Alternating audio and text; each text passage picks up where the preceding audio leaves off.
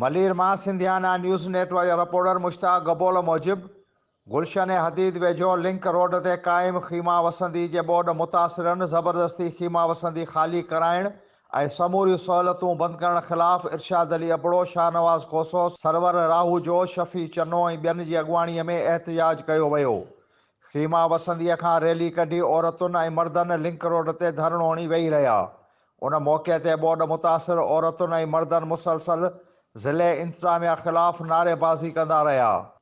Media सां ॻाल्हाईंदे board मुतासिरनि इरशाद अली अबड़ो, शाहनवाज़ खोसो, server राहूजो ऐं ॿियनि चयो त समूरियूं सहूलियतूं ख़तमु करे ज़बरदस्ती असां खां ख़ीमा वसंदी ख़ाली कराई पई वञे। असांजा ॻोठ ॿुॾा पिया आहिनि। हिननि वधीक चयो त असांखे धमकायो पियो वञे त ख़ीमा वसंदी ख़ाली करियो, न त ॿी सूरत में केस दाख़िल कयो वेंदो। हिननि सिंध जे वॾे वज़ीर सैयद मुराद अली शाह, कमिश्नर कराची ऐं IG सिंध खां मामले जो नोटिस वठण ऐं तहफ़ुज़ फ़राहम करण जी घुर कई आहे।